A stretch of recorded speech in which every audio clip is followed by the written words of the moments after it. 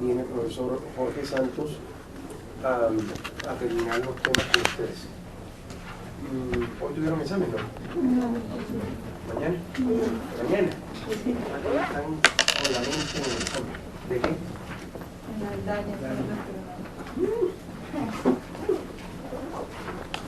Bueno, ¿y cómo les ha ido?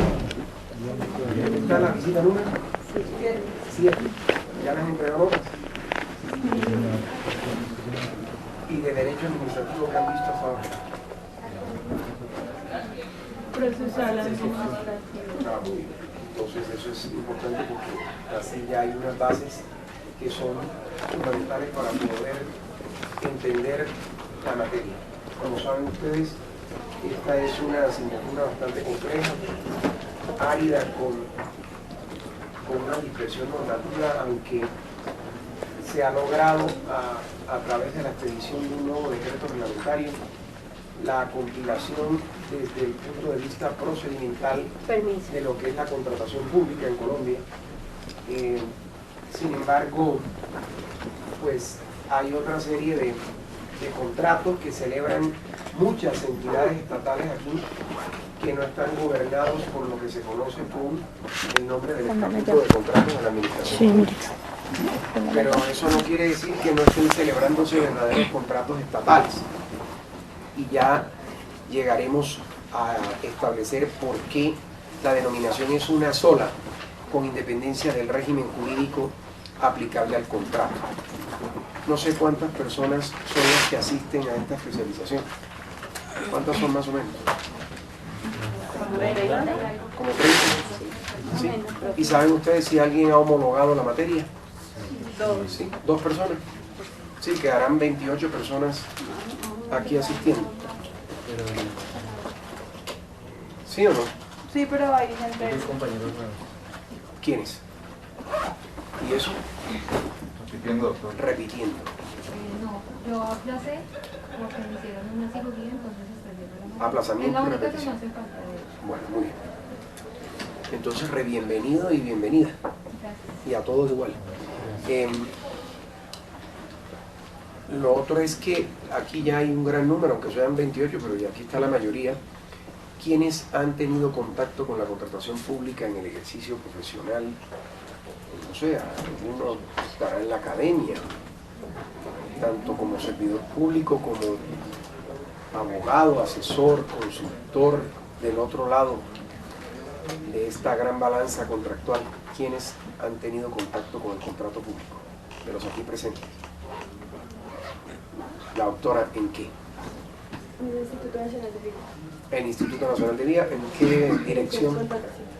O sea que aquí tienen a la experta, ¿vio? Sí. Muy bien. ¿Quién más? ¿Solamente usted? Los otros no han tenido contacto con la contratación pública. O sea, ¿en qué se quedaron? En pregrado. Y en pregrado no se da eso. En algunas facultades. ¿O es puro temor? ¿Usted qué hace? Soy asesora. ¿De qué? Trabajo en un buffet, pero asesoro una empresa que se llama Reforestación y Parques. Que no tiene nada que ver con la contratación pública. Nosotros participamos en licitaciones. ¿Y usted asesora ese tema? ¿Y entonces por qué no levantó la mano? Por favor, si asesora el doctor. Soy abogado litigante, doctor. ¿Y en qué temas? ¿O es promiscuo? No, doctor, yo asesoro y pues yo sí tengo que ver con el tema de la contratación. Ay, entonces ¿por qué no levantan la mano? A ver, Entonces, la levanto. ¿en qué temas? Yo asesoro una empresa de servicios públicos. Servicios públicos. La doctora. Yo trabajo en una entidad privada, pero nuestro mayor, digamos, todos los contratos casi que celebramos son con la entidad pública. Y usted asesora en ese tema. En ese tema. O sea que van ¿cuántos? 4. A ver, doctor. Doctor, también soy abogado litigante, compañero de aquí de... O sea que también está íntimamente relacionado con la contratación. La doctora. Yo trabajo en la Superintendencia de Industria y Comercio en el tema de la Delegatura de Protección al Consumidor. O sea que está alejada de este tema. Colega, También trabajo en la superintendencia, la misma delegatura. en la misma. Litigante. ¿Pero en qué? Público, de tutelas, acciones colectivas y pues también con promiscuos municipios. O sea que poco de contratación. Con la Fiscalía, ¿En qué área? la Subdirección de Policía Judicial de Bogotá. Subdirección de Policía Judicial. Ya la doctora dijo que era del Instituto Nacional de Vías. Abogada litigante y pues promiscuo de todo un poco. Y en estos temas especialmente, No en contratación, no. en contratación nada. Yo soy auxiliar del Tribunal Administrativo del Tolima. Entonces, Pero la verdad nunca he sacado... ni controversias contractuales, ni nulidades, ni restablecimiento del derecho. Pues hasta ahora tengo una de una carretera, pero hasta ahora vamos en audiencia inicial, entonces no me ha tocado estudiar todavía mucho. Bien. Ministerio de Vivienda, ¿Y en qué área? en Viceministerio de Agua y Saneamiento Básico, pero es más que todos los temas que tienen que ver con temas prediales y todo lo que tiene que ver con la resolución 339. Bien. Trabajo en la oficina jurídica del ICBF. O sea que toca temas de contratación. Algunos. Algunos. Compañero, Oficial mayor del Juzgado Penal de Garantías de Cali, 31, ramo judicial. ¿alguna tutela de pronto Tutelas y en materia de contratación? Dale. Trabajo en el Consejo Seccional de la Judicatura de Córdoba en la sala disciplinaria. O sea, ¿Tutelas? tutelas, pero no. No en contratación. Trabajo en la Secretaría General de Convención. Vale. ¿Y contratación? De por ejemplo la posición de un revisor fiscal. Doctor. Yo trabajo en la Secretaría de Movilidad de Neiva, pero en este momento estoy con el despacho del secretario de Movilidad. Poco de contratos. Soy auxiliar en una firma de abogados en este momento y estoy también como docente auxiliar. ¿Y toca temas de contratación pública? Nada. Soy abogado litigante, más que todo temas civil y también un poco de penal. Civil y penal. Los días abogado litigante en público y comercial, pero en contratación no me tocado todavía. Asesor jurídico de una secretaría jurídica, municipio y pues defensa judicial, pero la parte contractual no mucho. Poco. Buenos días, yo trabajo en la oficina jurídica de la Autoridad Nacional de Televisión. Pues, ¿En la Autoridad Nacional? De Televisión. Y pues no estoy en la parte de los procesos, no. No está en los procesos. ¿Y la doctora Sierra? En la caja de sueldos de la policía y la Supervisión de prestaciones. Contratación, nada. Bueno, pero hay algunas personas que aquí manejan el tema, de acuerdo con lo que han dicho, obligados. ¿Todos son abogados? ¿O hay alguien aquí que no sea abogado? ¿Todos son abogados? Esa es una materia, como lo saben los que están en el medio, que no es nada fácil.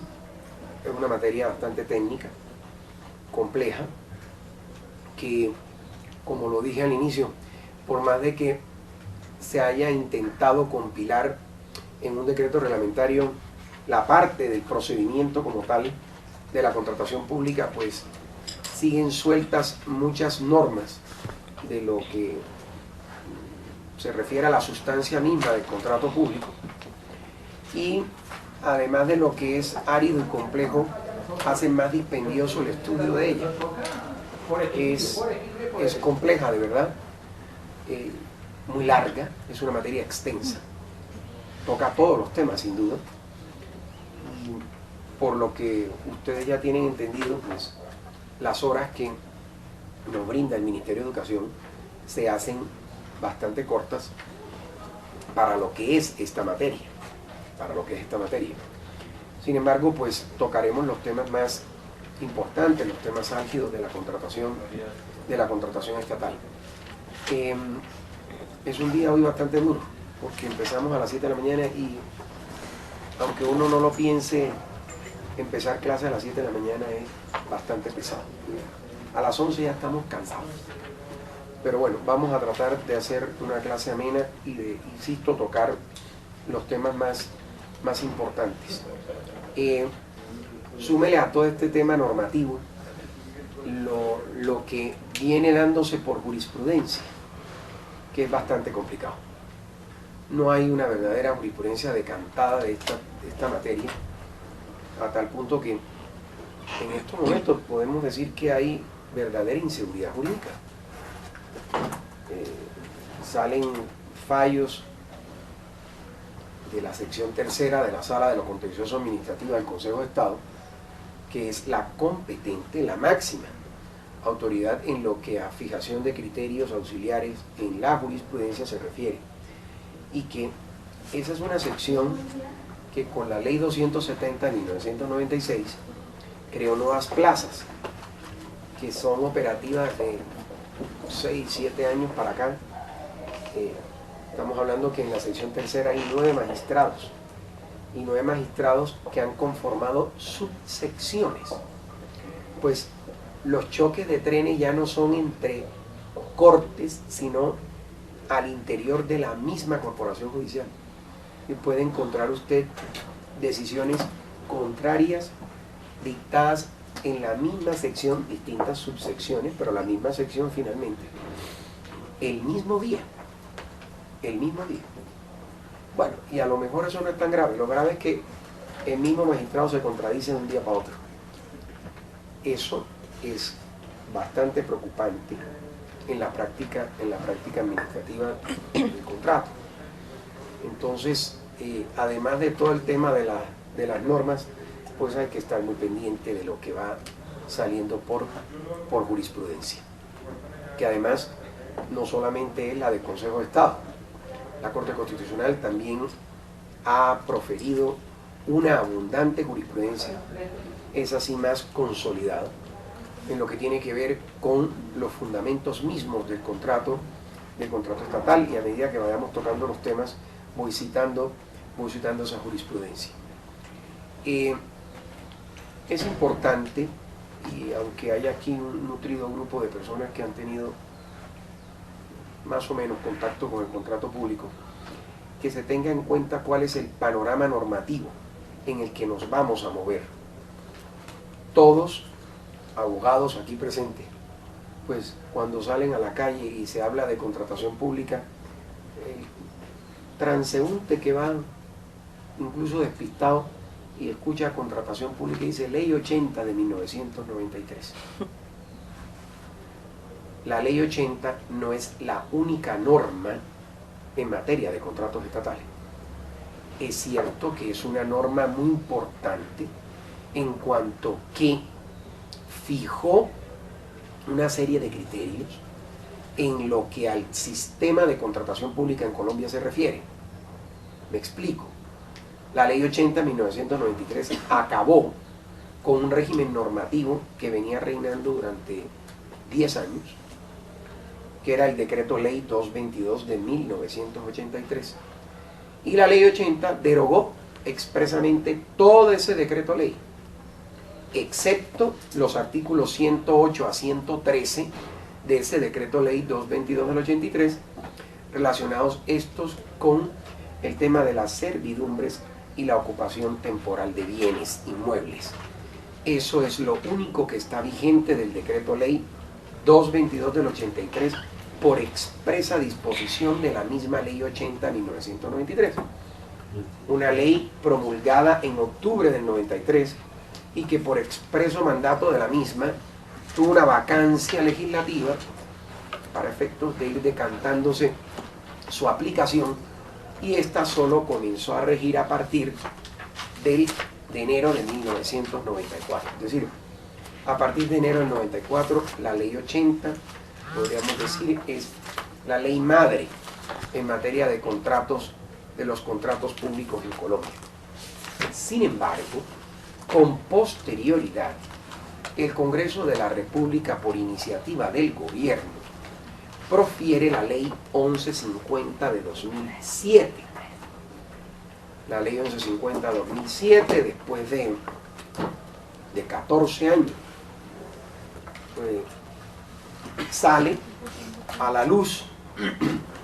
Pero ojo, la Ley 1150-2007 no hace una derogatoria integral de lo que está consagrado en la Ley 80 de 1993. Es decir, la Ley 80 y la Ley 1150 son normas que se complementan. No se hace derogatoria integral de la Ley 80 cuando se expide la Ley 1150. Son normas que se complementan. la ley 1150 con la ley 80. Sí, usted va a la norma final de la ley 1150 y va a encontrar que hay unas derogatorias expresas de ciertos artículos o institutos consagrados en la ley 80. Además, porque la Corte Constitucional así lo ha venido sosteniendo desde el inicio de las demandas que se presentaron contra la ley 80, de que en materia de contratos estatales las derogatorias deben ser expresas, y eso es lo que está consagrado en la ley 1150, unas derogatorias expresas. Pero ¿por qué no se cambió el sistema? Porque finalmente ha sido avalado constitucionalmente por la misma Corte. En la serie de demandas que se han presentado, la Corte ha avalado en un 96-97% la constitucionalidad de la mayoría de las normas que están contenidas en la ley 80. O sea, la ley 80 de 1993 es una normativa debidamente constitucionalizada. ¿Qué hace la ley 1150? Una serie de reformulaciones en cuanto a institutos jurídicos, teniendo en cuenta técnicas de flexibilización, nuevas técnicas de flexibilización del derecho administrativo, acordes con la modernidad, con el paso del tiempo de lo que es el derecho administrativo moderno, incluyendo una serie de postulados que dan lugar a la reafirmación de los principios que fueron consagrados en un inicio en la redacción original de la ley 80 de 1993. O sea que hay una complementación. ¿Por qué hago énfasis en estas dos normas? Porque, a propósito, haciendo ustedes una especialización en derecho público, tiene que haber una mayor fortaleza en lo que al derecho constitucional se refiere.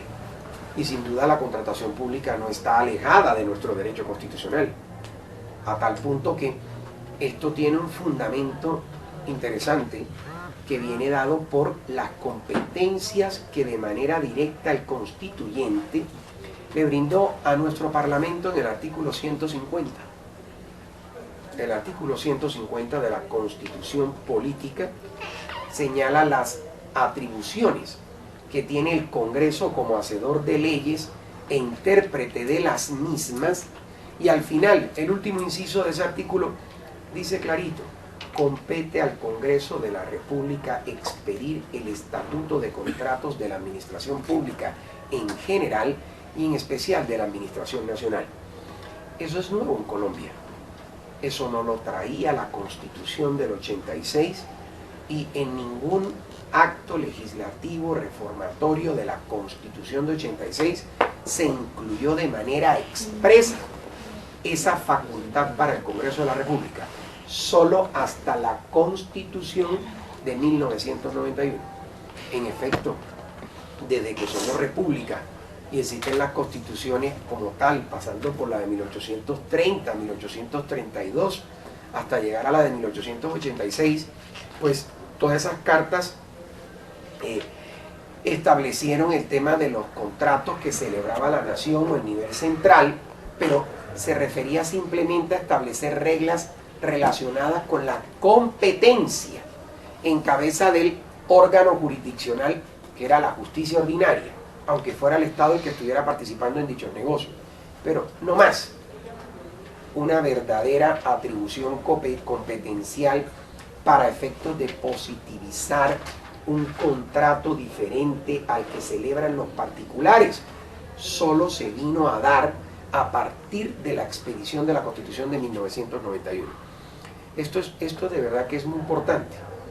Y fíjese la expresión que utiliza el constituyente. Le otorga la categoría de estatuto a esta normativa, que hay que hacer precisiones al respecto.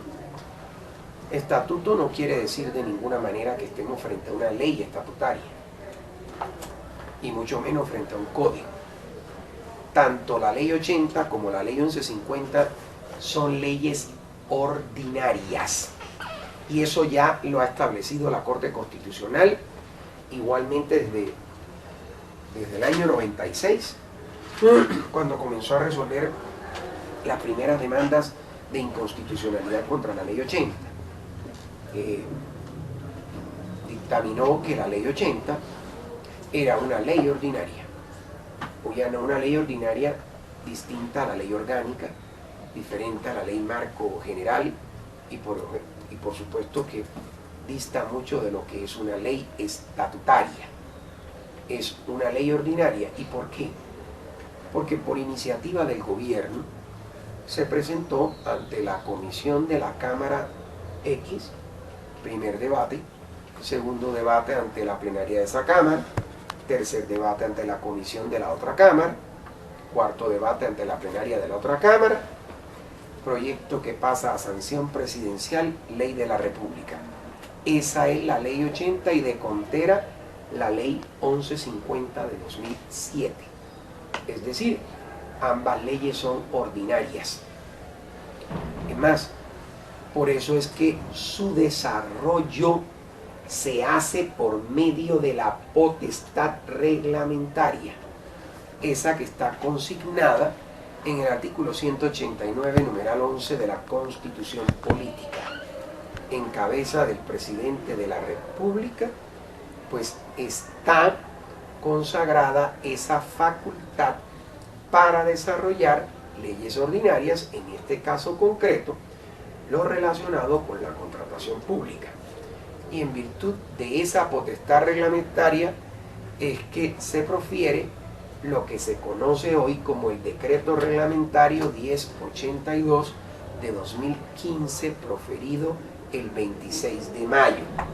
Es una normativa nueva en cuanto a numeración, a propósito, porque es un decreto que lo que hizo, como lo dije antes, compilar muchos temas de la contratación, que yo tengo mis dudas en cuanto a su legalidad, por lo que a la unidad y especialidad de materia se refiere. Pero bueno, mientras no sea suspendido o anulado por la jurisdicción de lo contencioso administrativo, pues tendremos que presumir su legalidad. Hay presunción de validez de todo el decreto. Además que cuando tengan oportunidad de irlo leyendo, verán ustedes la numeración farragosa que contiene ese decreto reglamentario, legislando para Dinamarca cuando estamos en Cundinamarca, no acostumbrados a eso. Normas que contienen 2.1, 2.2.3, una cosa absurda. Y al final de cada norma va estableciendo el mismo decreto a qué corresponde del anterior decreto reglamentario. Esto es el decreto 1510 de 2013, que no hay que fiarse, porque entre líneas pueden existir modificaciones en distintas normas de ese decreto reglamentario 1082 de 2015. Pero esto que acabo de mencionar sobre el tema de la ley o la naturaleza jurídica de la ley que gobierna la contratación, no se queda ahí. No es una ley estatutaria porque en efecto, si usted va al 152, y creo que ya estudiaron eso en sus primeras clases, la tipología de ley. ¿Sí lo estudiaron? Entonces en el 152 constitucional no aparece la contratación pública. La Corte ha dictaminado, y eso es jurisprudencia más que consolidada, que las materias que están señaladas en el 152 son materias taxativas. En consecuencia, si no está allí la contratación pública, no podemos hablar de una ley estatutaria, aunque la Constitución haya denominado estatuto la normativa que debe contener lo relacionado con la contratación estatal en Colombia. Tampoco es un código. Pero ¿qué es entonces? Un verdadero catálogo de principios. Así fue consignada la filosofía de la ley 80, de todo este sistema de contratación pública, como un verdadero catálogo de principios. Eso fue lo que rompió con el anterior modelo de la contratación administrativa en Colombia, el decreto ley 222 de 1983, una normativa farragosa, exhaustivamente reglamentaria, que iba a la minucia, que establecía en la misma normativa de la sustancia del contrato toda la parte procedimental, que señalaba cuestiones que rayaban en la arbitrariedad del funcionario público, motivaciones incluso de conveniencia para efectos de decidir los procedimientos de selección. Es decir, temas, no, cerrémosla por favor. Sí, sí, claro. Temas de conveniencia incluso para decidir los procedimientos de selección. Toda esa clase de motivaciones fueron eliminadas en la Ley 80 de 1993, bajo un parámetro que, obviamente, aquí hablamos del deber ser, ¿no? Un parámetro que ha de estar presente en la contratación, sobre todo en la primera etapa del contrato, referido a que toda la selección de los contratistas debe darse de manera objetiva. Es decir, aquí cualquier consideración subjetiva o de afecto o de amiguismo está por fuera del ámbito de la contratación pública, precisamente porque lo que impera, lo que reina, y es un mandato categórico, imperativo, es la selección objetiva.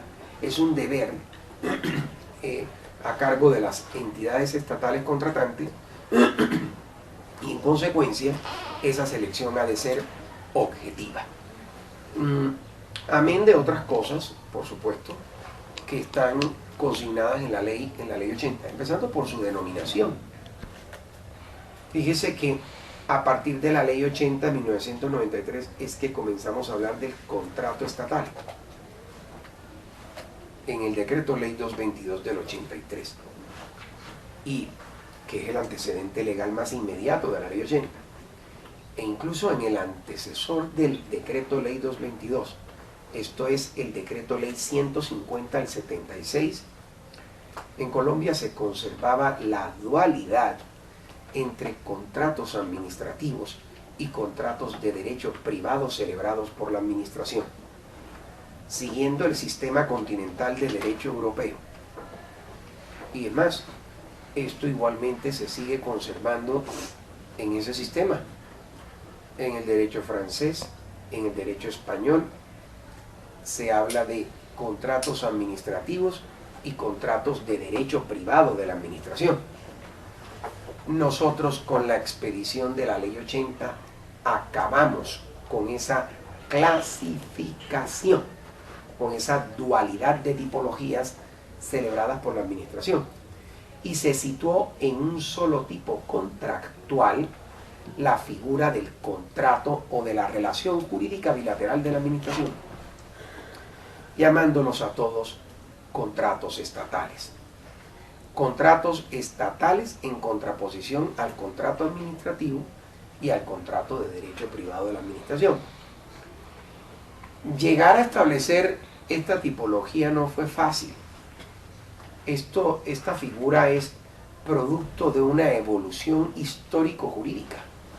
O sea, esto no es una institución que porque el legislador copió de otros ordenamientos y lo estableció aquí como contrato administrativo y contrato de derecho privado.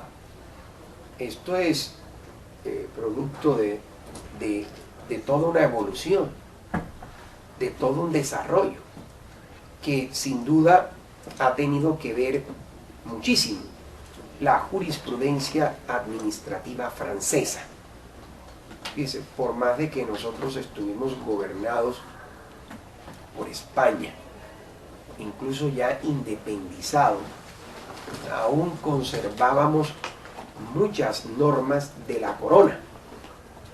Sin embargo, tomamos figuras del derecho administrativo francés. ¿Y por qué? Porque el derecho administrativo nace en Francia, sin duda. Y todo ocurre luego de la Revolución Francesa.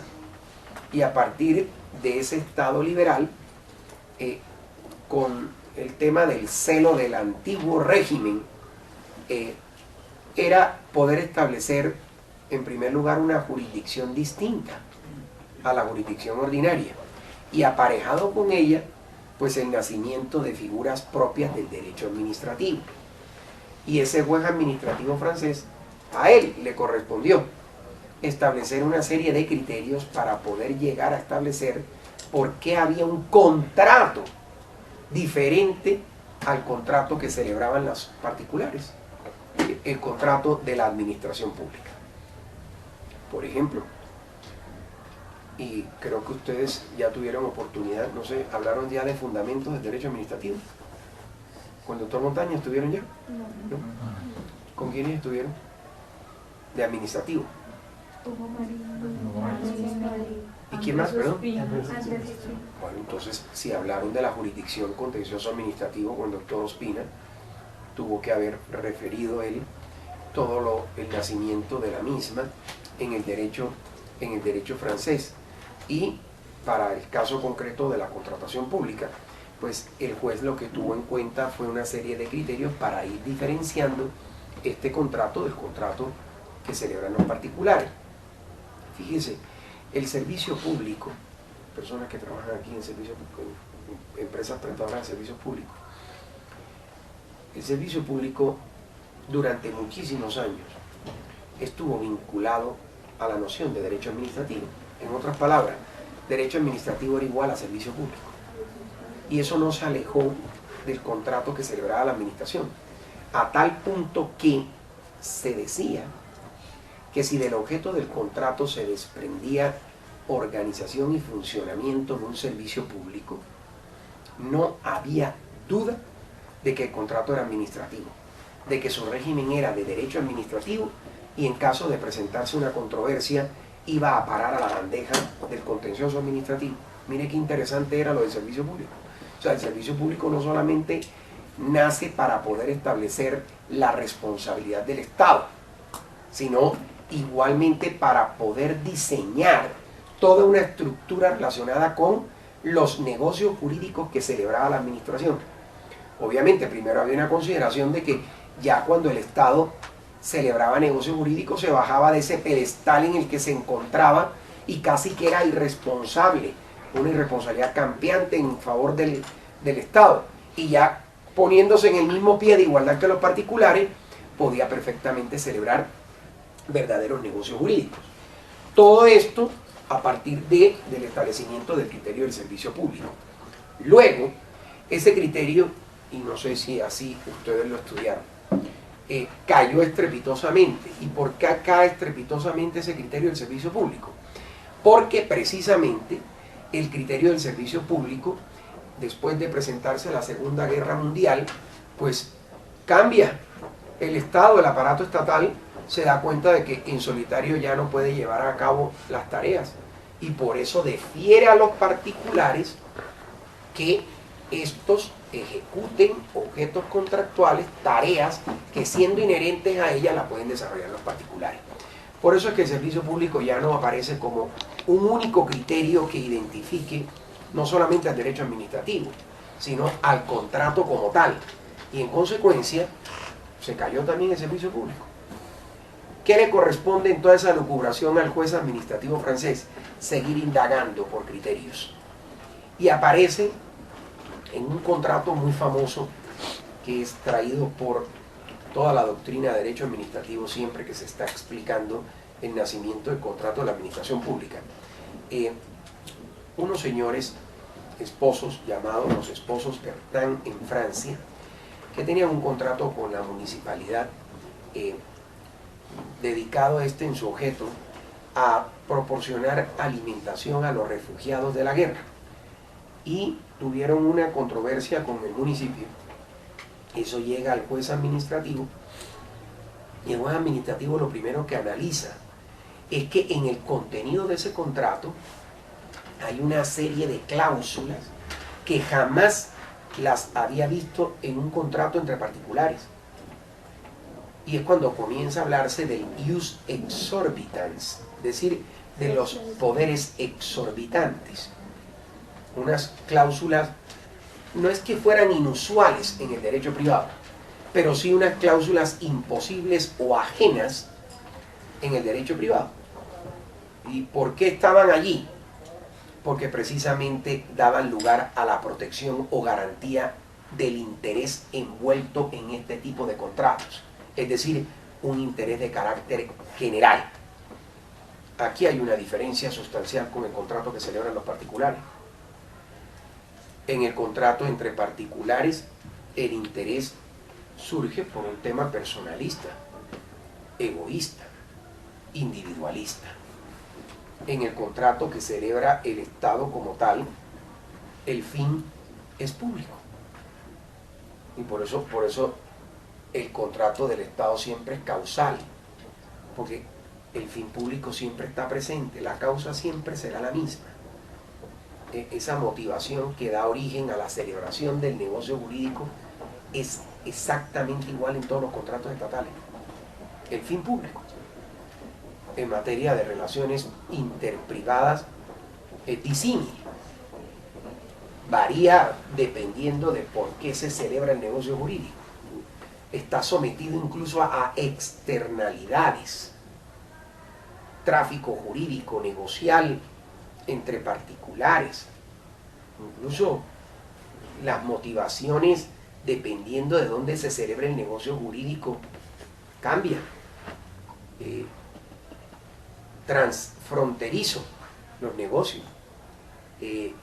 Derechos supranacionales pueden estar involucrados en determinados negocios entre particulares. En el contrato que celebra la administración pública, el interés general siempre está presente. Esa es la talanquera, esa es la restricción. Pero al final, la diferencia sustancial con el contrato de derecho privado. Hay subsidiariedad de la acción del Estado en favor de los particulares, pero jamás renunciando a sus propios poderes, a sus propias prerrogativas. Es lo que da lugar a que en el contenido del contrato se puedan perfectamente incorporar ese tipo de cláusulas que, insistimos, son ajenas e imposibles en el derecho privado. Y es cuando ustedes habrán oído mencionar, sobre todo los que no han estado en este medio, es que la administración puede caducar el contrato. Es que la administración puede terminar unilateralmente el contrato. Es que la administración puede interpretar unilateralmente el contrato. Es que la administración puede modificar unilateralmente el contrato. Todas esas son las llamadas cláusulas exorbitantes. De su mismo vocablo se desprende de por qué no están en el derecho común. Exorbitans significa que está por fuera de la órbita del derecho común, aunque esta denominación no se conserva en nuestra legislación.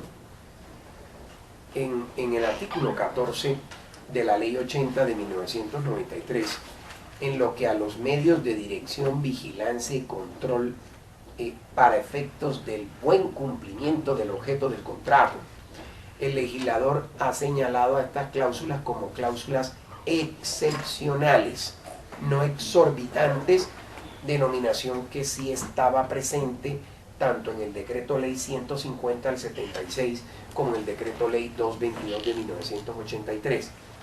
Hoy son cláusulas excepcionales. Las otras, pues, dependerá de la naturaleza del objeto del contrato y como lo dicta el 1500 del Código Civil. Unas serán naturales, otras serán esenciales, otras serán accidentales en el contenido del contrato.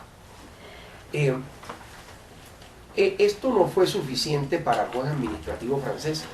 Es decir, la cláusula exorbitante, buenas noches, la cláusula exorbitante es o estuvo presente mucho tiempo, pero porque el juez no encontraba otro criterio para efectos de poder identificar al contrato como administrativo y diferenciarlo a su vez del contrato de derecho privado. Fue indagando en otra serie de criterios. Llegó, por ejemplo, al criterio legal. ¿Y en qué consistía? Cuando la ley, de manera expresa y directa o indirecta, señalaba cuáles eran los contratos administrativos. Y cuando entonces no se estaba dentro de la lista de los administrativos, el propio legislador señalaba que se trataba de contratos de derecho privado celebrados por la administración. Fíjese, ese es un tema que estaba presente en nuestra legislación anterior a la ley 80, es decir, en el decreto ley 222 del 83. Esta normativa consagraba el criterio legal de identificación del contrato como administrativo. ¿En qué sentido? Existía el artículo 16 de dicho decreto, y el artículo 16 señalaba toda una lista casi que interminable de cuáles eran los contratos administrativos. Y por allá en el parágrafo del artículo 17 del mismo decreto ley se contemplaba que los demás eran considerados, celebrados por la administración, eran considerados de derecho privado. Pero cuando a ellos se les incluía la cláusula de caducidad, el juez competente era el contencioso administrativo. Tremendo, y perdóneme la expresión, pero era así en la práctica zaperoco para poder llegar a establecer quién era el juez competente cuando se presentaban controversias. Y precisamente esa fue una de las motivaciones que tuvo en cuenta el legislador para acabar con esa clasificación entre contratos administrativos y contratos de derecho privado de la administración. Situó en uno solo el tipo contractual llamándolo contratos estatales, y al final como todo lo del derecho administrativo, contencioso administrativo, para que por un tema que es residual pero se convierte en sustancial, llegar a establecer que la competencia en caso de controversia era de la jurisdicción de lo contencioso administrativo, que es lo que nosotros actualmente tenemos vigente, acorde con el artículo 75 de la ley 80 de 1993.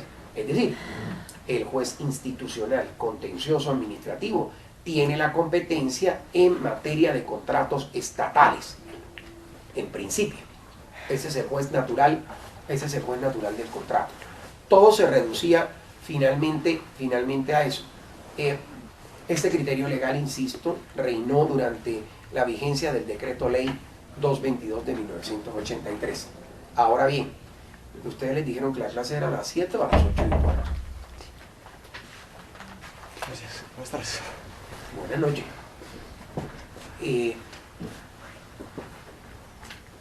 Bueno, a propósito, ya que me interrumpieron, les pido por favor que ustedes les suene el celular en clase.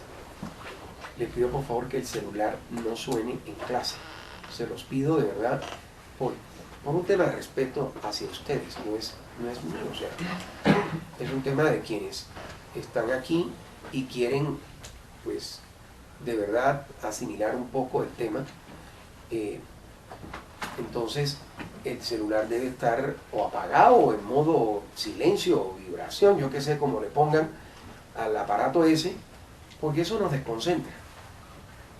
Eso creo que se puede cumplir. Me molesta de verdad sobremanera que el celular suene en clase, y no por mí, sino por de 4 o 5 que estén interesados en la materia, que es legítimo que los demás no lo estén. Eso es legítimo. A todos no les tiene por qué gustar esta materia. Y es así, por eso es disímil la especialización. Hay una serie de temas. Pero los 4, 5, 6 personas que estén interesadas en la materia merecen todo el respeto. Y esa regla tiene consecuencias jurídicas. Que le suene el celular le pongo un palo que se computa con la nota del examen. Y al resto del grupo le hago un quiz sobre lo que estamos viendo. Ya verán que eso funciona. Y funciona porque usted controla a su compañera, usted a su compañero, y así sucesivamente, para que tengan los celulares por lo menos en vibración. Y también les pido que la entradera y salidera de clase no se dé. Yo sé que es cansón esto, es un día entero, pero tenemos que hacer un esfuerzo y controlar los esfínteres. Además de que la mayoría que se sale de clase es para contestar el bendito teléfono. Ya estamos viejitos todos. Entonces sabemos que cuando nos metemos aquí, estamos como autistas sociales, profesionales, amorosos, estamos dedicados a la academia. Además, qué privilegio para ustedes. Está dedicado a esto. Entonces, les pido por favor esas reglitas que se cumplan. Esas son reglas de buena convivencia. Y que no estoy pidiendo nada imposible, porque sí me tocaría entonces aplicar la máxima de derecho de que nadie está obligado a lo imposible. Estas son reglas de posible cumplimiento. estando en materia de contratación pública, ni siquiera torna ineficaz de pleno derecho. Se puede cumplir perfectamente. Entonces, la regla ya está impuesta y les pido por favor que se cumpla. Antes de seguir con la materia, porque las cosas hay que dejarlas claras siempre desde el principio. Los romanos solían decir, fortísima paz principium es. Lo más importante de todas las cosas es el comienzo. Y en efecto, en estos temas es mejor dejar todo al inicio, claro. Y son las reglas de la evaluación de la materia para que después no vengan a decir, es que como él no dijo nada, entonces eso significa que nos va a poner una nota apreciativa. Ojalá se pudiera, pero yo estoy obligado a evaluar por los reglamentos no solamente de la universidad, sino del Ministerio de Educación. Esta materia la vemos en el día de hoy y mañana en la tarde, como les dije, y se culmina la materia. Por cuestiones de tiempo no hay cómo hacer un taller o un seminario, etc. Entonces toca evaluarlos y yo no tengo ni idea cómo están haciendo ustedes y creo que en la visita siguiente a cuando quede culminado el tema hacen el examen. ¿Es así? Es un examen en forma de test que va a versar sobre lo que se vea en clase. Yo no pregunto nada distinto a lo que se ve en clase. Y en forma de test significa todas las preguntas que tienen ese mecanismo de evaluación. Preguntas de verdadero o falso, preguntas de selección múltiple con única respuesta, preguntas de selección múltiple con varias respuestas, preguntas de apareamiento, preguntas para completar. Depende cómo esté uno, sopa de letras puede haber en el examen, o incluso un caso al que se le dará un mayor puntaje si en caso tal se llega a exponer en el examen. Insisto que no pregunto nada diferente a lo que se ve en la clase. Por supuesto que es integral el estudio de la materia, como lo dije al inicio, o sea, no solamente el tema de los fundamentos legales, es decir, la normativa como tal, sino igualmente la jurisprudencia que vamos señalando por cada tema desarrollado por la misma. Y un consejo que doy cuando estén estudiando la materia, háganlo de manera individual frente a las leyes, porque precisamente hay ediciones que han tratado de compilar este subsistema de la contratación pública, y eso lo que hace es inducir a error, porque en estricto sentido, desde la ley, no existe una norma que esté compilada, que tenga un texto refundido de la contratación pública en Colombia. Sí, eso lo ordenó la ley 1150 en su momento, pero esa norma fue declarada inexequible por inconstitucional por la Corte Constitucional, porque la facultad que se le estaba dando al gobierno nacional en esa norma de la ley 1150 era tan amplia que le permitía al presidente de la República poder cambiar no solamente la numeración, sino hasta el sentido de muchos institutos jurídicos que están en el haber normativo de la contratación pública. Entonces, eso se declaró inexequible por inconstitucional. O sea, texto compilado de la ley de contratos no existe en Colombia. Por eso les dije antes, al no hacer una derogatoria integral la ley 1150 de la ley 80, estas dos normas se complementan. Y lo que conforman en estricto sentido es lo mal llamado en la Constitución Estatuto de Contratos de la Administración Pública. Que a propósito, esas no son las únicas dos normas, como tal, que están o que tienen consagrado el tema de la contratación. El decreto ley 019 de 2012, el llamado antitrámites, a partir de los artículos 217 y siguientes, pues no es que de manera tangencial, indirecta, toque temas de la contratación. Hace modificaciones a la sustancia del contrato. La ley 1508 de 2012 y sus decretos reglamentarios, bueno, hoy incluidos en el decreto 1082.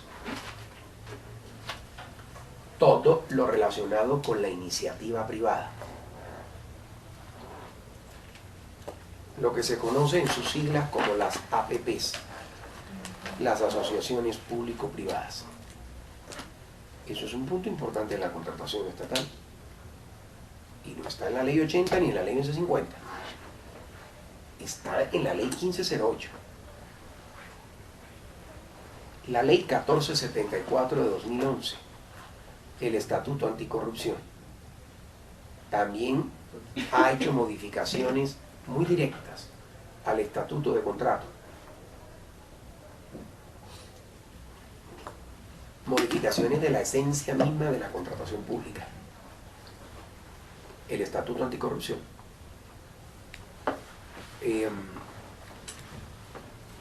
La ley 1437 de 2011, el nuevo Código de Procedimiento Administrativo y de lo Contencioso Administrativo, el llamado CEPACA.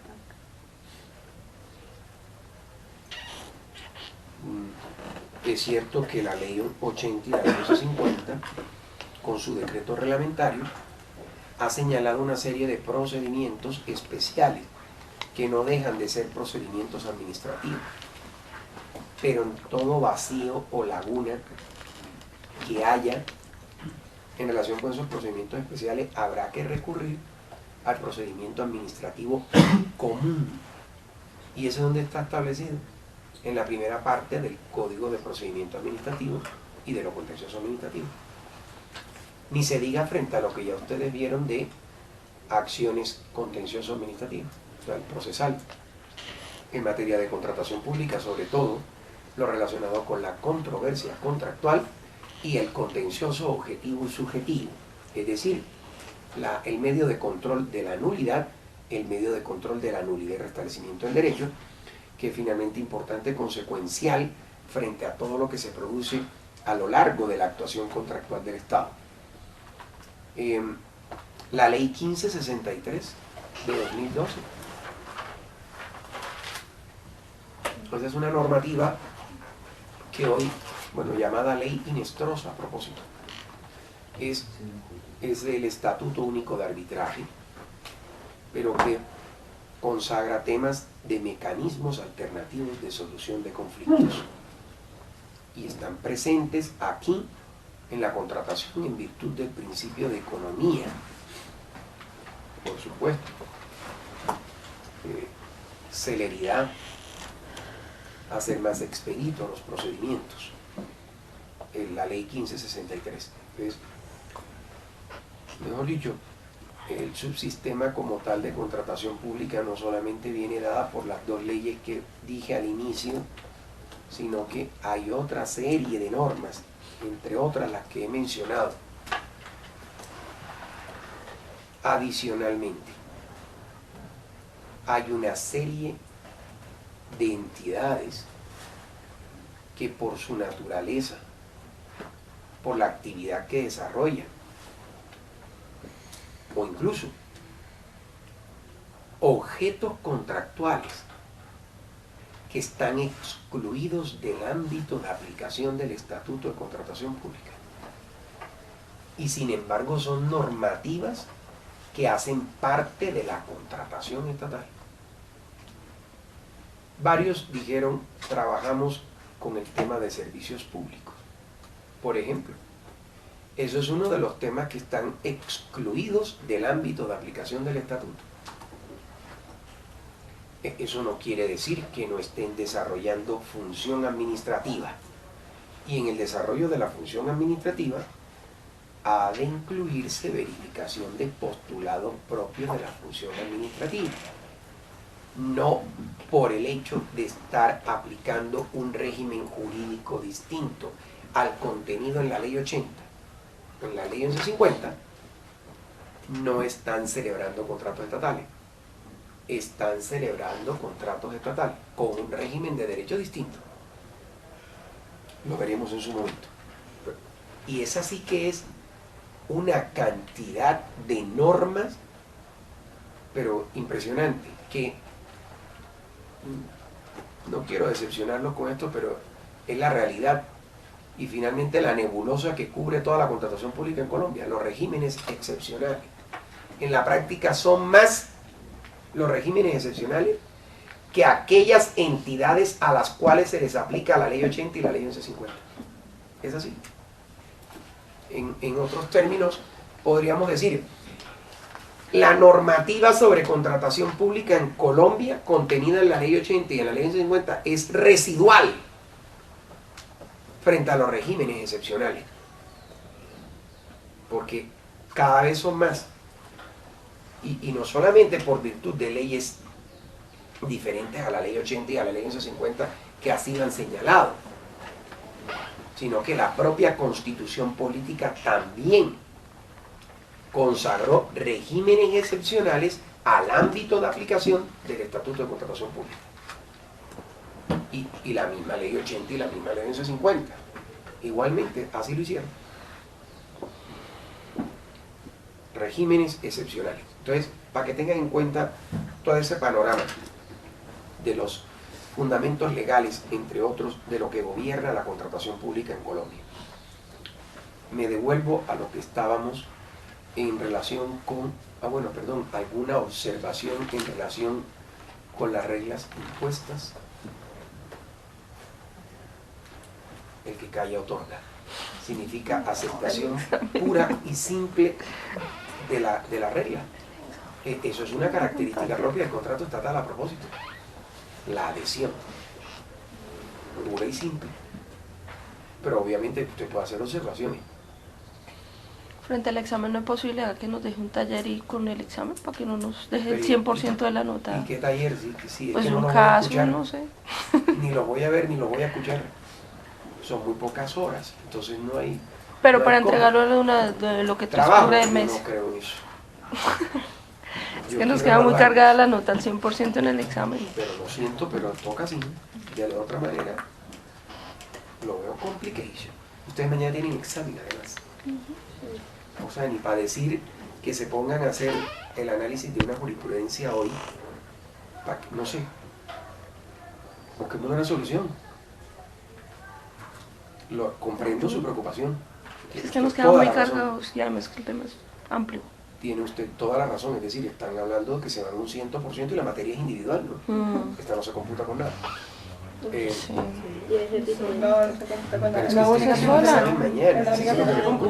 Porque yo podría dejarlos ustedes a las 4 de la tarde para que lean. Sí. Y en 2 horas sacar la jurisprudencia. Decirle a Luz Marina está de coordinadora de esto, ¿verdad? Sí. Decirle, entregarle, ustedes son 30. 30 porque hay 2, o sea, hay 2 que homologaron, quedaron 28, pero hay 2 que vinieron. ¿Siguen siendo los mismos 30? ¿O no? ¿Cuántos? Pero aquí no hay eso. 2, 4, 6, 8, 10, 12, 14, 16, 18, 20, 22, 24, 26, 28. Sí, aquí hay 30 personas. ¿Hace falta alguien aquí? Los amigos, ¿quiénes faltan? Cristina. ¿Quiénes?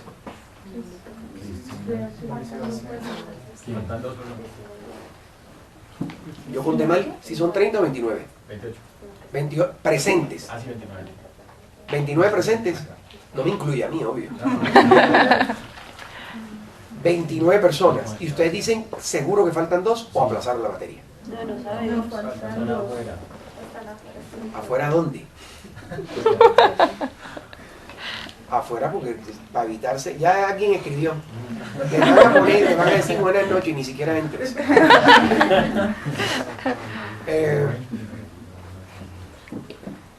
No sé. No sé qué fórmula intermedia. O sea, Este es el 100%. tendríamos que avanzar muchísimo, pero con un compromiso de parte de ustedes. Sí. O sea, yo cedo siempre y cuando haya compromiso de ustedes. Es decir, que ustedes lean, pero, y me voy a sacrificar yo en horas, que ustedes lean a partir de las 4:15 de la tarde, pero con un compromiso real y efectivo, es decir, que no se vayan de aquí. Y en grupos lean la jurisprudencia que voy a poner a leer y me hagan un paper de esa jurisprudencia. Que si bien yo mañana, como no puedo venir, el doctor Santos, si bien alcanza a hacer el taller, que lo haga, por el tema que también le toca el de los procedimientos de selección, que es más extenso. Si no puede alcanzar él, pues entonces tomaré simplemente la nota que aparece en el grupal. Si alcanza a hacer el taller, escogerá a uno del grupo para que haga la exposición en nombre del grupo en cuestión de 7 minutos. Así sería el ejercicio. Y el análisis jurisprudencial que quiero que sea muy conciso. Es decir, agradezcanle a ella, ¿no?, que fue la que habló, la única. Un resumen, pero breve, síntesis de los hechos. Establecer cuál es el problema jurídico. Un problema jurídico que puede ser singular o plural, y directamente ir a las consideraciones de la corporación judicial. Por supuesto, en un acápite independiente, las consideraciones del grupo. ¿Está de acuerdo? ¿Por qué está de acuerdo? ¿No está de acuerdo con la decisión tomada? ¿Por qué no está de acuerdo? ¿Entendido el análisis jurisprudencial? Resumen de hechos, problema jurídico, las consideraciones de la sala y una consideración grupal. No quiero más de tres páginas, es decir, 2 folios, folio y medio.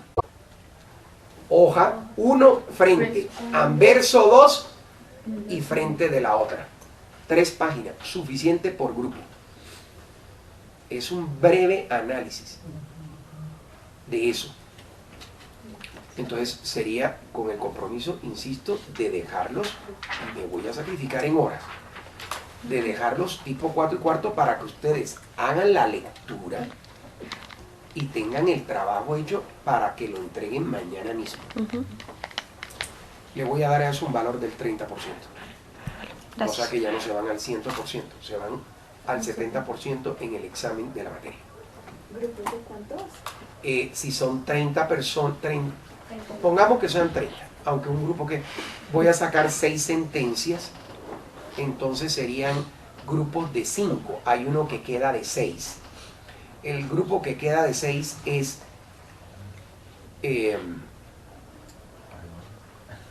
no, mentira, podemos hacer 7 decisiones, 7 por 4, 28, y queda un grupo de 3, 8. Entonces 7 por 4, 7 grupos de 4 y uno de 3. ¿Están seguros que hay 2 que están afuera, no? ¿Y usted contó bien 29? Sí, señor. Listo. Entonces buscaré 8 decisiones, ¿vale? 7 grupos de 4, ni uno más ni uno menos. 7 de 4 y uno de 3. El grupo de 3, ya tengo la sentencia y la digo en una vez. ¿Quiénes son los que van a estar en grupo de 3? ¿Quiénes? ¿Quiénes son? Van a leer la sentencia de 12 de abril del año 99, la 11.344. Ese grupo lee y analiza esa sentencia. La 11.344. Ya traigo yo, ya ahora que en el descanso paso yo por donde los marines y le digo lo de las sentencias para que le dé una copia a cada uno de ustedes. ¿Alguna otra cosa adicional? Fíjese que de las observaciones salen cosas buenas. Bueno, ¿queda todo claro? Sí, señor. ¿Las reglas? Sí, señor. Bueno. Ustedes dijeron que tenían examen. El que no estudió ya para mañana ya no estudió. Así de simple. Y no es esa materia, o sea. Punto. ¿Quiénes lo van a presentar? O sea, la mayoría, ¿no? Eso es. El que estudió ya. El otro se supletea. Ahora, un consejo. Ese es el No supletorio. Este es el supletorio.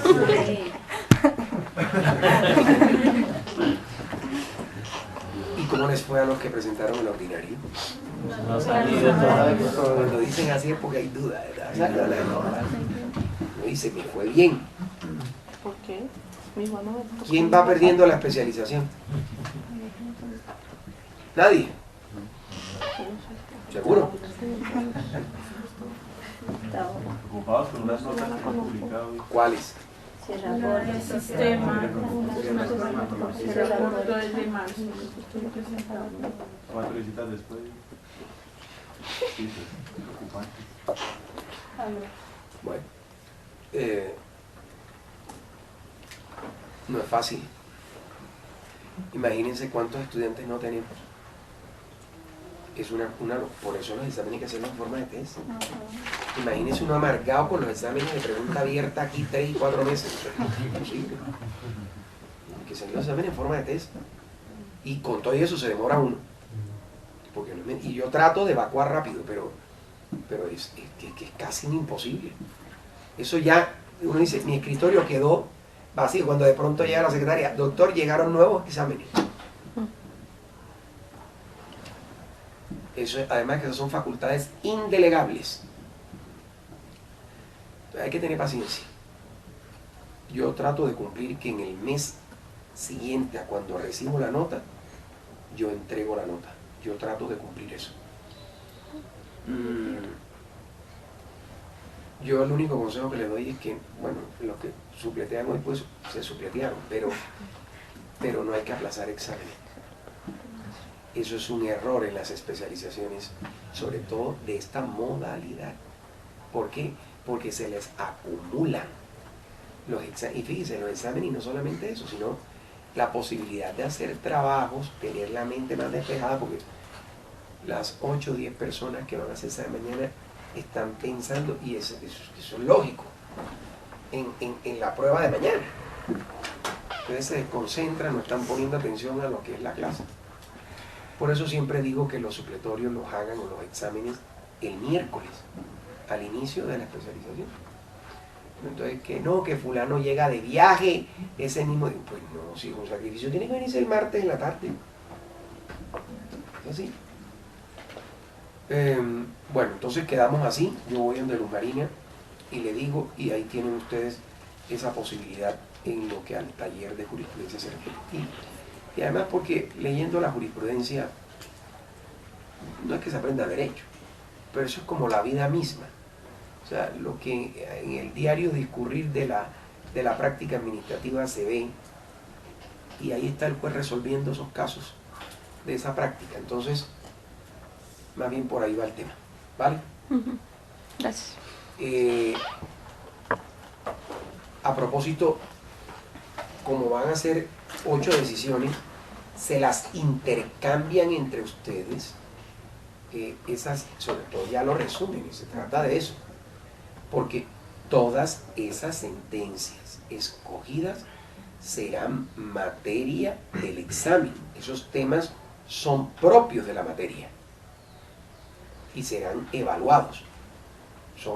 Son sentencias que voy a escoger relacionadas con temas que vamos a ir viendo. Entonces, nada extraño, son propios de la materia y todas ellas serán evaluadas, estarán en la evaluación, para que se las pasen entre ustedes. ¿Listo? ¿Otra pregunta? ¿Alguna observación? ¿Queda claro entonces las reglas de la evaluación y todo? Vale, muy bien. ¿Y vamos por dónde? La competencia. Criterio legal. No, estamos hablando de que los regímenes especiales son más que la aplicación del régimen general. Bueno, sí, pero eso frente al tema de la normativa, pero me devuelvo la a ley los 80, criterios. Digamos en el legal. En el legal. Muy bien. Y legal directo o indirecto, dije que cuando la ley expresamente, el directo, señalaba cuáles eran contratos administrativos y cuáles eran contratos de derecho privado. En nuestro régimen de contratación administrativa anterior así se disponía. Se decía cuáles eran contratos administrativos y cuáles no. Ese criterio tampoco duró muchísimo tiempo y el juez administrativo francés siguió indagando y estableció que había un interés público con legalidad. Es decir, combinó el criterio de legalidad con el criterio del fin público. No era solamente por la presencia de un sujeto de derecho público con características especiales que el contrato tenía que diferenciarse del que celebraban los particulares. Era por lo que había detrás del sujeto que había que proteger, que era ese interés público. Eso es distinto a lo que un particular lo anima a celebrar un negocio jurídico. Lo decía antes, el mero capricho está presente en una relación jurídica interprivada. En materia de contratos públicos, no. Fíjense, es necesario incluso que esa administración pública contratante justifique la necesidad y conveniencia en la celebración del negocio jurídico. ¿Por qué? Porque ese es un tema que está íntimamente relacionado con los fines esenciales del Estado. Eso que ya ustedes han visto en sus primeras clases. El artículo 2 de la Constitución Política. Los cometidos estatales o los fines esenciales del Estado. ¿Por qué determinado alcalde contrata la construcción de la carretera de acceso a la cabecera municipal primero que la construcción del hospital, que la construcción de la escuela? Es un tema propio de cada administración. Ella es la que prioriza, ella es la que declara urgente qué es lo que se va a hacer, pero ligado siempre o íntimamente relacionado a los fines esenciales del Estado. De ahí surge un tema de soberanía y que es poco entendible en la práctica cuando así se dice tan tajantemente.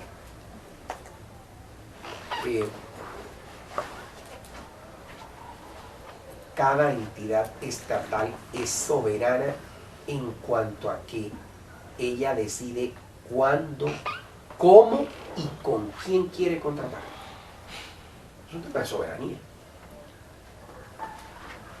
Obviamente, todo eso tiene límites. ¿Y los límites a qué? A la autonomía de la voluntad. Y precisamente esos límites, ¿de dónde vienen dados? Del interés general. En otras palabras, la libertad contractual, que es amplia en el derecho privado, está restringida aquí por la presencia ¿de qué? Del interés general. Eso es lo que dicta nuestra Constitución Política en el artículo 1, a propósito. El artículo 1 de la Constitución Política, que señala los fundamentos o principios del Estado Social de Derecho, remata en la prevalencia del interés general. Eso está presente en la contratación pública. El criterio del interés público, sumado a la legalidad. ¿Y por qué la legalidad? Fíjese, García de Enterría, lo habrán oído nombrar, ¿o no?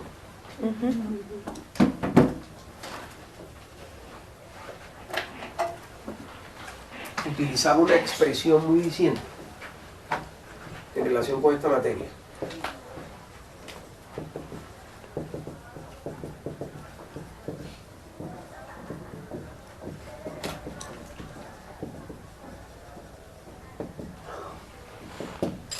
El contrato de la administración pública es una verdadera unidad de sentido institucional.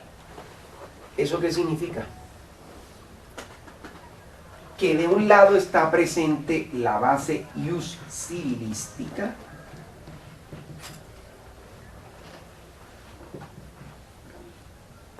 y del otro lado las transformaciones ius administrativísticas.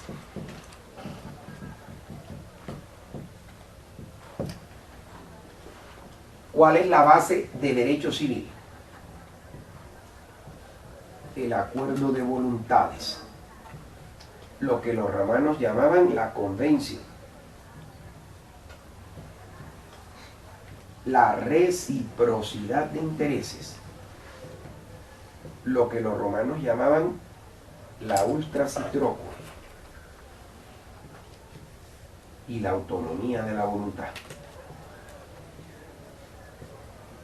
lo que los romanos llamaban la lex contractus. Esos son los elementos que hacen o que integran el contrato. Pero a esto va aparejado de manera simultánea las transformaciones administrativísticas en el concepto de contrato de la administración pública. ¿Cuáles son esas transformaciones? Que al interior de todo contrato que celebra la administración hay una típica actuación administrativa. Y al interior de la actuación administrativa que se surten verdaderos procedimientos administrativos. ¿Y cómo se verifican esos procedimientos administrativos? Expidiendo ¿qué? Actos administrativos. Esto constituye la unidad de sentido institucional, la base de derecho civil junto con las transformaciones de derecho administrativo. Por supuesto, el derecho administrativo está basado en un bastión que constitucionalmente tiene preceptos. ¿Quién tiene la Constitución del 91? Que me haga el favor y me ayude con la lectura. O alguien que tenga computador o tablet, bajémosla de internet. Ayúdenme ahí con la lectura. Bajen uno la ley 80, otro la ley 1150, otro la Constitución.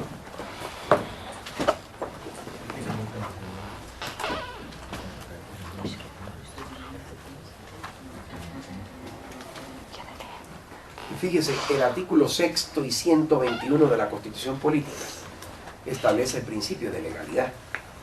Y es que la contratación pública está revestida de legalidad. Es una actuación administrativa y está revestida de legalidad. Entonces, es todo un sistema que está exhaustivamente reglamentado en su propia normativa.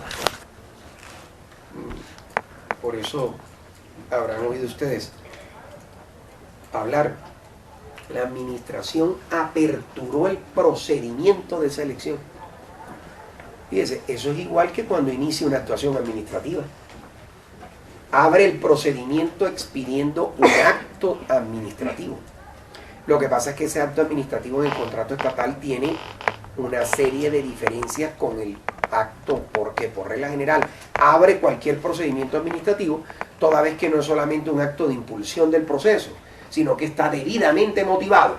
¿Y por qué está debidamente motivado? Porque en últimas contiene la convocatoria pública.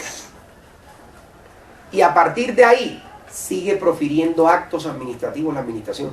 Y cierra el procedimiento de selección con otro acto administrativo. Ese sí definitivo ya.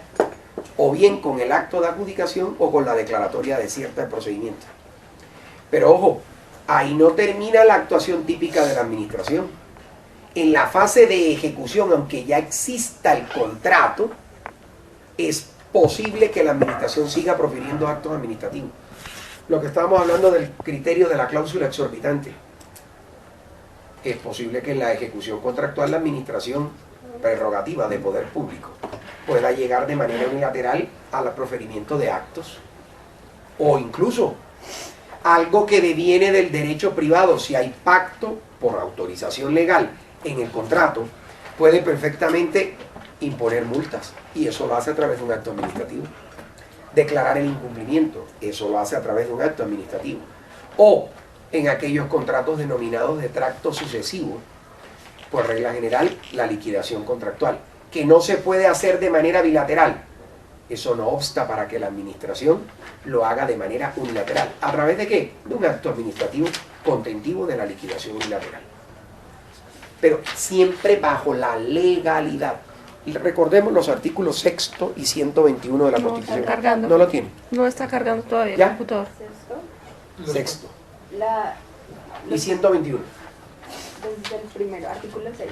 Los particulares solo son responsables ante las autoridades por infringir la Constitución y las leyes. Los servidores públicos lo son por la misma causa y por omisión o extralimitación en el ejercicio de sus funciones. Muy bien. Y el 121. Ninguna autoridad del Estado podrá ejercer funciones distintas de las que le atribuyen la Constitución y la ley. Muy bien. Ese es el principio de legalidad. Ahí está. Y eso es bastión del derecho administrativo. Es más, es tan importante este postulado que en materia de contratación pública está considerado como un fundamento de responsabilidad precontractual. ¿Por qué? Porque en la primera etapa del contrato realmente lo que se está surtiendo es típica actividad administrativa. Y la actividad administrativa sin duda está revestida ¿de qué? De pura legalidad. Obviamente, legalidad en el sentido más amplio de la expresión. Es decir, desde lo que recoge la Constitución, pasando por las leyes en sus categorías, hasta la resolución más ínfima que tenga que ver con el contrato del Estado. Incluso ese documento llamado la ley del contrato, que es nada más y nada menos que el pliego de condiciones. Todo eso es legalidad. El acto propio de la administración. Todas las teorías en relación con el acto propio. O sea, si viene de ella y está siendo un documento que establece reglas, no solo de procedimiento, sino del contrato que va a celebrarse y que igualmente aparece como cláusula contractual. Una vez celebrado el negocio jurídico, tiene que haber un respeto por el acto propio. Venire contra factum proprium non vale, dice la máxima de derecho. No puede irse contra su propio acto. Ese es el pliego de condiciones. Entonces, tener en cuenta el criterio de legalidad como tal, unido al del interés público. Lo tuvo en cuenta el juez administrativo francés. Otra cosa es que no queda como un solo criterio que identifique al contrato de la administración frente al contrato de derecho privado. ¿A qué llegó el juez administrativo francés? Pues se aburrió de todo ese poco criterio. Digo, tiene que haber un criterio más sencillo que a mí me identifique este contrato y que de verdad me lo diferencie del contrato de derecho privado. Y señaló el criterio subjetivo desde el punto de vista orgánico o funcional. ¿Y en qué consistió? En que si en la relación jurídico bilateral estaba presente una administración pública, no había duda de que el contrato era de derecho administrativo. El régimen aplicable era el de derecho administrativo y en caso de presentarse una controversia, el juez competente iba a ser el contencioso administrativo. Fíjese, la naturaleza de la entidad pública daba lugar al establecimiento del contrato como administrativo. Criterio subjetivo desde el orgánico funcional. Que a propósito, ese es el criterio que nosotros hemos adoptado a partir de la expedición de la Ley 80 de 1993. Es un criterio predominante y preferente frente a otros criterios. El subjetivo desde el punto de vista orgánico o funcional. ¿Y en qué consiste? Para no dejar el tema, como se dice mucho, hago la presentación y nos vamos al descanso y después seguimos con el tema. El criterio subjetivo desde el punto de vista orgánico funcional, como lo dije antes, es aquel que considera que estando presente una administración pública, al contrato hay que llamarlo contrato administrativo. En nuestro medio, contrato estatal. Obvio, la expresión administración pública en nuestro derecho es solo utilizada por la Constitución política. El artículo 150, último inciso, utiliza en el fundamento en cuanto a la ley que debe gobernar la contratación, la expresión administración pública. Que a propósito, esa norma constitucional no solamente se dedica a señalar la expresión administración pública, dice administración pública en general y en especial administración nacional. Ese es el régimen que debe consagrarse para el contrato. ¿Qué debe entenderse como administración pública para los efectos de la contratación pública? Todos los órganos a nivel nacional y descentralizados territorialmente o por servicios. Es decir, ahí está toda la estructura del Estado, la que actualmente se encuentra en la Ley 489 de 1998, y por supuesto que a eso hay que agregarle la última reforma en cuanto a la estructura del Estado contenida en los distintos decretos del año 2011, sobre todo la creación de las famosas agencias estatales y las que dieron lugar a la reformulación de muchas otras entidades que ya parecían como descentralizadas y que hoy tienen el carácter de tal, es decir, de agencias estatales. Por ejemplo, el Instituto Nacional de Concesiones, que era el INCO, hoy ya no se llama como tal y adquiere una naturaleza de agencia, llamándola Agencia Nacional de Infraestructura.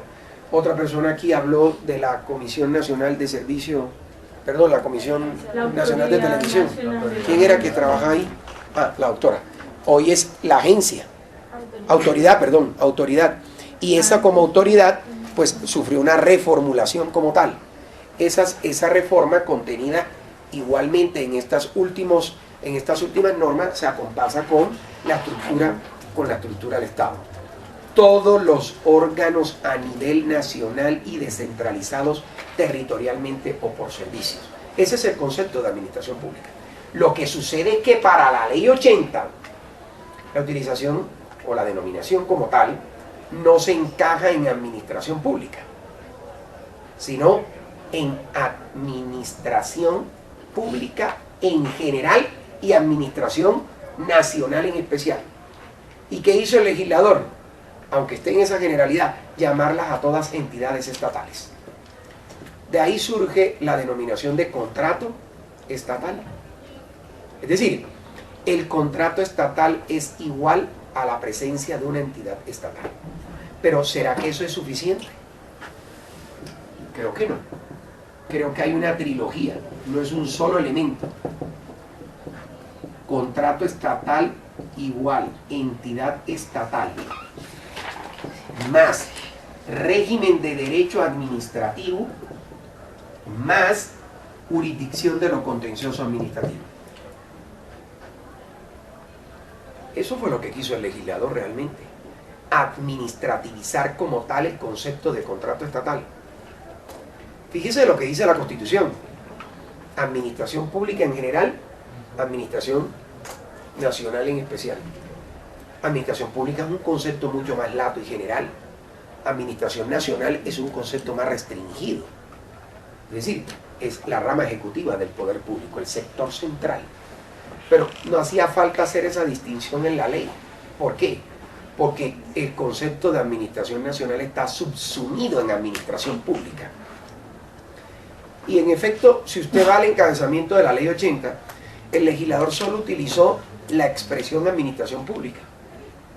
Dejó a un lado lo de administración nacional. No pasa